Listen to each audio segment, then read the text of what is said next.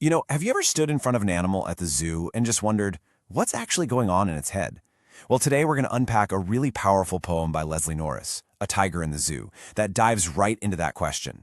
It's about way more than just one tiger. It's about the whole debate over animals in captivity. So let's get into it and see how a few simple words can paint such a complicated picture. So right away, the poem just puts this incredible creature right in front of us. You can almost feel its power, right? The vivid stripes, the raw energy of nature. It's this perfect image of wildness. But as we're about to find out, what you see isn't always what you get. And there it is. Right in the first few lines, Norris just lays the whole conflict out on the table. This is what's so fascinating, this huge contrast. You've got this gorgeous, silent animal, but simmering right under the surface is this bottled-up, helpless anger, quiet rage. Man, that phrase, that's really the emotional engine of this whole poem. To really get a handle on this rage, you have to see that the poet builds the entire piece on this sharp, stark contrast. The reality of the tiger's life in a zoo versus the life it should be living out in the jungle. So, let's just break this down. On one side, in the cage, the tiger is pacing, ignoring everyone, completely locked away. But on the other side, in the wild, the poem imagines it lurking, sliding through the tall grass, snarling. One world is all about limits, the other is about pure instinct and power. Let's dig into that caged reality first. The parts of the poem describing the zoo, they're just heavy with the language of being trapped. Norris is so careful with his words here to make us really feel the tiger's confinement. Just listen to those words. Locked, concrete cell, behind bars. This isn't just describing a zoo enclosure, it's the language of a prison, plain and simple. All of his incredible strength is totally useless, and his spirit is just worn down. So much so that he completely shuts out the world, ignoring the very people who came to admire him. So here's the kicker. His actions aren't really actions at all. They're reactions to being trapped. He's not hunting, he's just pacing back and forth. He's not roaming free, he's contained.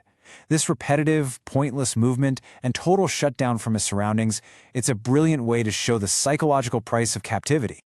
Okay, let's circle back to this idea of quiet. The poet uses that word twice, right next to each other. Why would he do that? What's the effect he's going for? This is just a masterful move. The quietness of his physical self, those silent velvet paws, is slammed right up against the quietness of his inner world, his rage. One is the silence of a hunter, and the other is the silence of a prisoner. And that contrast, it's absolutely heartbreaking. Now let's flip the coin. The poet then does something amazing. He transports us, and maybe the tiger in his own mind, right out of that cage and into the jungle, to show us the life that was supposed to be. And just like that, the language completely comes alive. Lurking, sliding, these words are full of purpose, instinct, and a kind of natural grace. This is the tiger in his element, a perfect predator, totally in sync with his world. I mean, just look at this list. Every single action is dynamic, powerful. He's not some exhibit to be stared at. He's a force of nature that commands fear and respect. This isn't just an animal. It's the king of his ecosystem. The difference between this and the creature pacing in a cage couldn't be more extreme. And this powerful contrast, this chasm between the two worlds, it kind of forces us to zoom out from the poem and face the really complex, real-world debate about zoos themselves. This is the big question, isn't it? Is the safety of a cage worth losing your freedom for? Norris's poem seems to argue that it's a prison. But, other writers have wrestled with this, and it's not always so black and white. So here, another poet, Peter Niblett, actually gives the tiger a voice. And that voice is torn.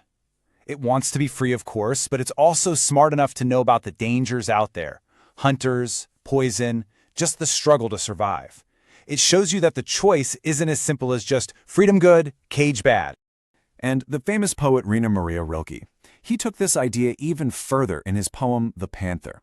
He really zeroed in on the deep, soul-crushing exhaustion that comes from a life spent staring through bars. Wow, what a devastating line. For Rilke's panther, the cage has become its entire world.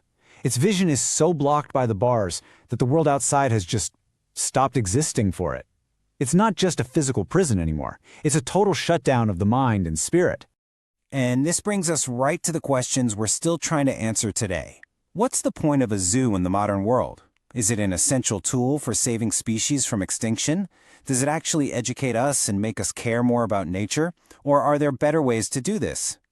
To find our answer, let's head back one last time to Leslie Norris's poem, because its final image, it's maybe the most powerful part of the whole thing.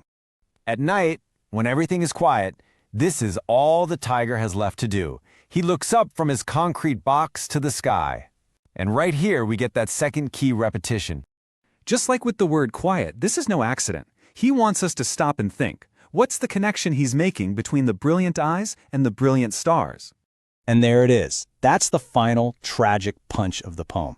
His eyes are brilliant because that wild, fiery spirit is still inside him. It hasn't been put out. But he can only stare at the brilliant stars, which represent a huge, free, unreachable world. The two kinds of brilliance, one trapped inside, one infinite and outside, are forever separated by those bars.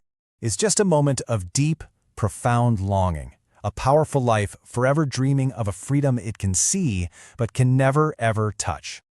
So the poem leaves us with this final, nagging question.